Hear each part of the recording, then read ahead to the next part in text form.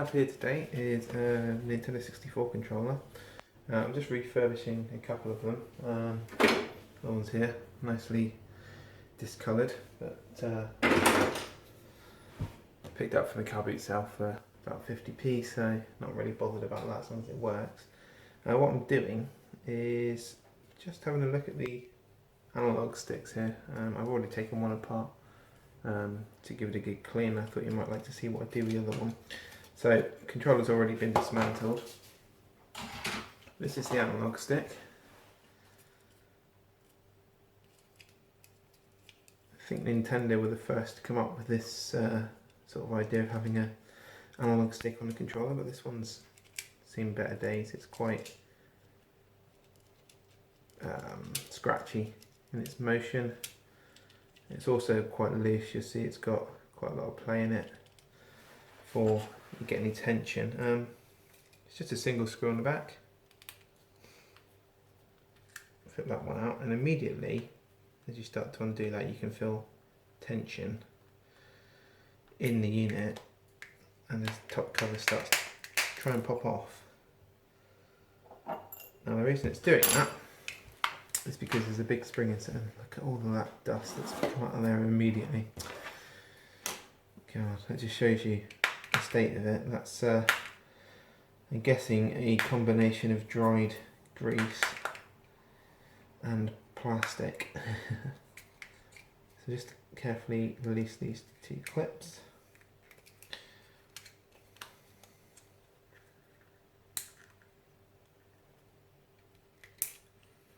Okay, again, you see it's springing immediately. So we'll lift that off.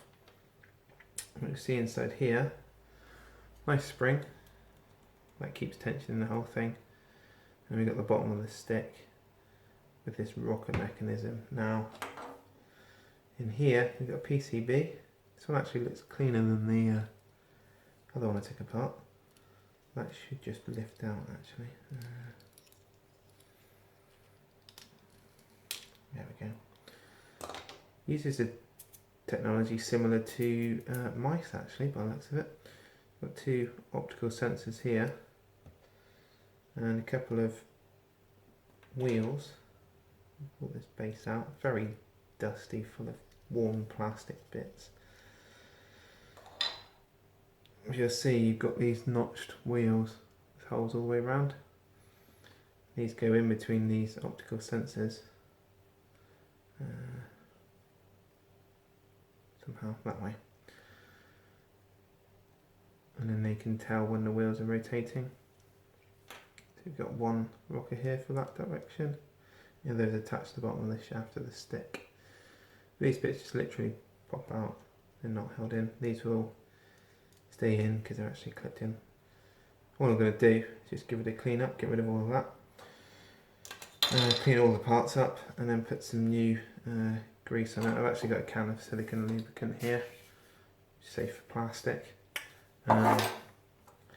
You could use any plastic safe lubricant on this. To release this, if we compress a spring here, you'll see this then becomes free, so we can rotate it 90 degrees, pop it off of there, spring, bottom disc comes out, and that comes out. And that shaft is now free to pop straight out of the top of there. And that can all just be cleaned up, so I'll give it all a clean and then I'll pop it back together. So here we've got the parts back now. I've cleaned them all up. Handy tool to have if you're doing little electrical things like this, whatever, to refurb and clean them. Toothbrush, absolutely brilliant. Gets in all the little nooks and crannies to clean out the dirt, and it's not harsh enough to do any real damage as long as you're careful and paying attention to what you're doing. So I'm just going to put it all back together now. So the stick goes in first. It's got a little notch inside here. You have to put it in that way first, twist it, and then line the notches up there. Then the spring goes on. Little ring there, it's got a groove on it. Sits around the spring. Now the smaller of the two pieces goes on that way up, with the tooth part pointing down. Twist 90 degrees. That's that bit assembled in the base. This just sits back on top like that. Locks in, it just sort of has notches that it sits in so it won't move about. And then that one goes on that way round.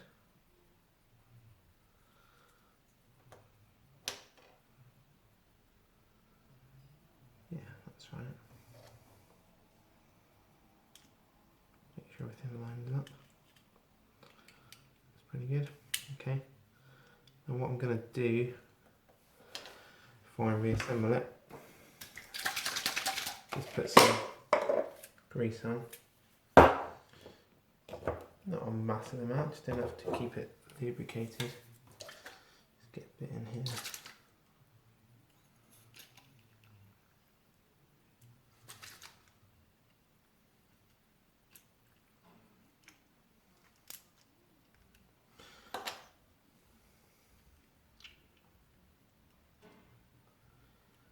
It's been a while since I've used this can. It's making some odd noises, but we are getting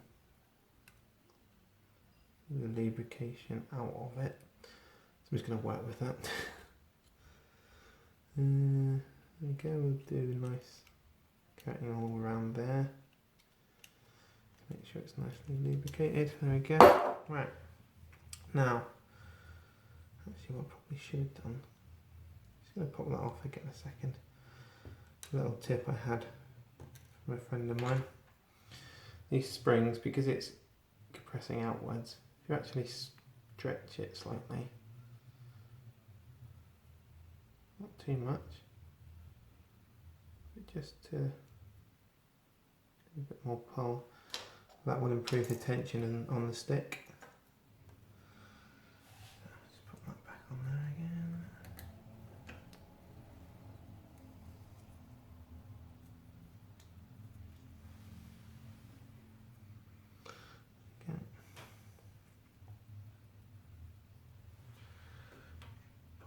Board back in. Excellent.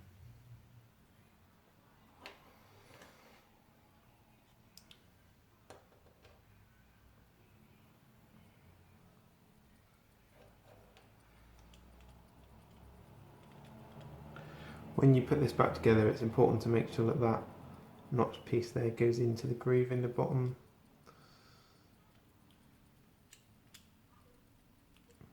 Get that in. And that will just clips back together.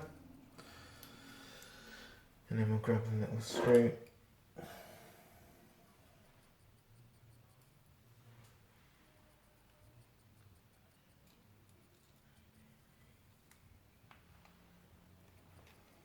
Pop that back in.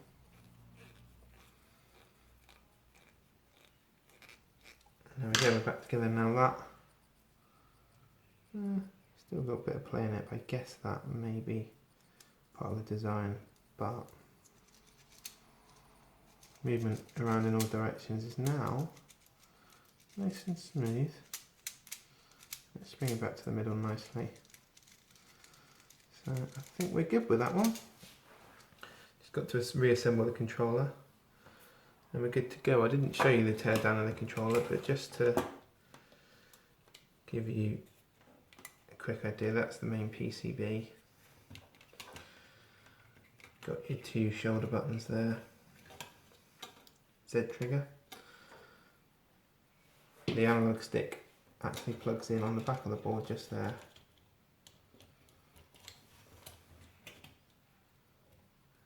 Plug that back in. And then this it sits in that groove there. And the Z trigger clips in to those little notches like that. So it sits on the back of the thumbstick. And that just sits in the housing. I would show you the reassembly of the controller. I bothered to take it apart carefully and clean all the parts. So.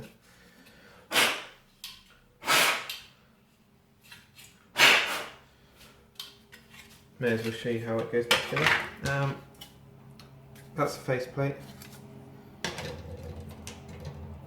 All the buttons and parts literally just pop out. They're all keyed, so thank you Nintendo for good design there. So D-pad's got a little notch in it, so it can only sit in the right way around. Rubber membrane goes over the top.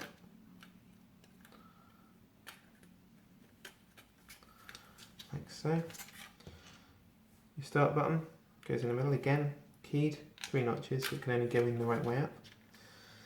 And you've got your A button, goes in over here.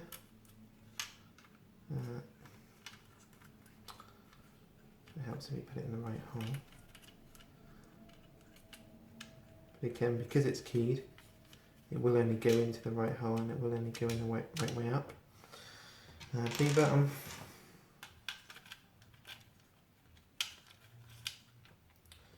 And then you've got your C directions. This could be a little bit tricky actually. Trial and error working out which one goes where. But because they're all keyed, you can only put them in the right holes. So there's no risk of spending ages putting it all back together, only to find that you've got the buttons in the wrong holes and have to strip it down again.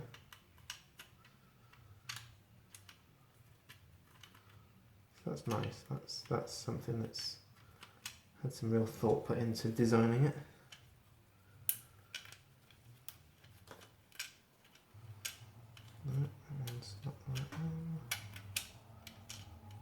There we go, and by a process of elimination, this one must fit in there. Lovely. One single rubber membrane to fit over all of those buttons. Wide side goes at the bottom. 2 little pins in the middle. This one here is for the start button. That doesn't matter which way up it goes. And then you got your 2 shoulder buttons.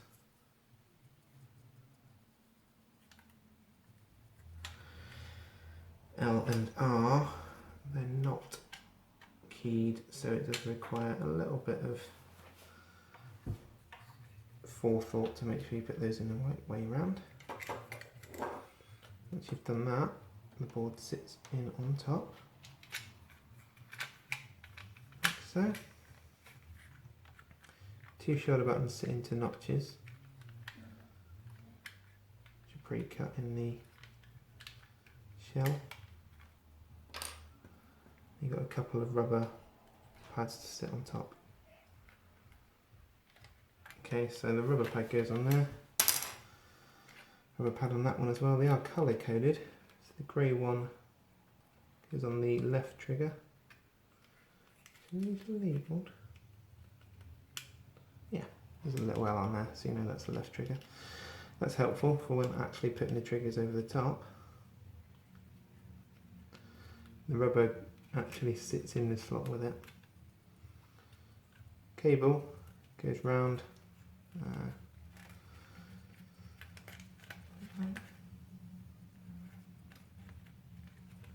Yeah. So it sits in between those 2 pins like that and kinks down under there just to stop it being pulled and damaging the board. And it sits in between those 2 pins there.